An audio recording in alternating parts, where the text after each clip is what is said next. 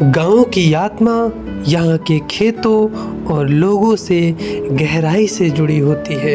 यहाँ की शांति और समृद्धि का एक प्रमुख स्तंभ होती है गौ माता।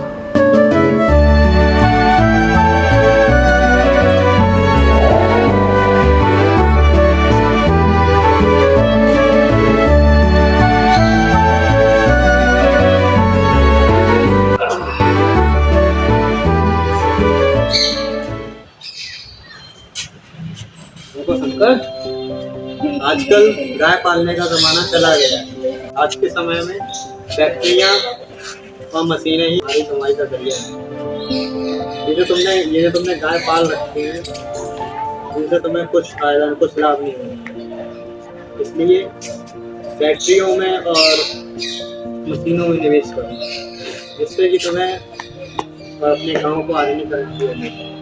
पर भाई, गाय ही तो हमारी असली पूंजी है। इनके बिना तो खेती भी मुश्किल हो जाएगी। तुम खुद सोचो, ये गाय तुम्हारे किस काम की? अगर तुम फैक्ट्री और मशीनों में निवेश करोगे तो तुम्हारी आमदनी बढ़ेगी, जिससे कि तुम्हारा परिवार सुखी संपन्न रहेगा। इसलिए मशीनों में निवेश करो।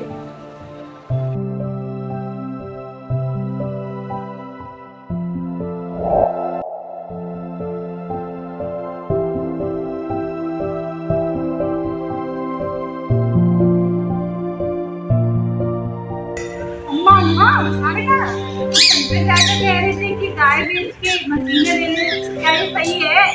नहीं बेटा, बिल्कुल नहीं। बेटा कह रहे थे नहीं बेटा, देखो बेटा, ये जो गाय है ना, ये एक जानवर ही नहीं है। ये हमारी माँ की जैसी है। ये हमें दूध देती है, खेतों के लिए खाद देती है, बहुत चीजें देती है। अगर हम इनसे दूर हो जाएंगे ना तो गाँव भी शहर जैसा बन जाएगा। ये हमें सिखाती है कि प्रकृति में कैसे रहना है। एक दिन गांव में भयंकर बाढ़ आ जाती है। गांव के लोग परेशान हो जाते हैं। बाढ़ में लोगों के घर डूब जाते हैं।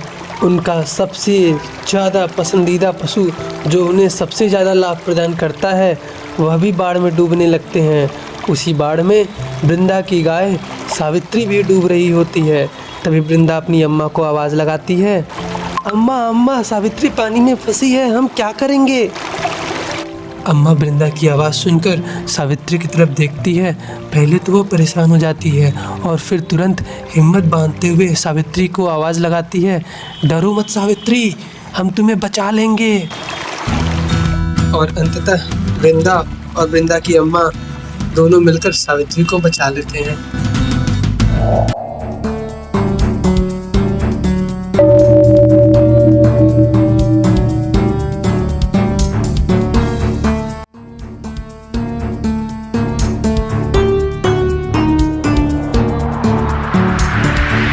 बाढ़ ने हमें सिखा दिया कि गौ माता हमारी धरोहर है। जब तक ये हमारे साथ है तब तक हमारे खेत और हमारा जीवन दोनों सुरक्षित हैं।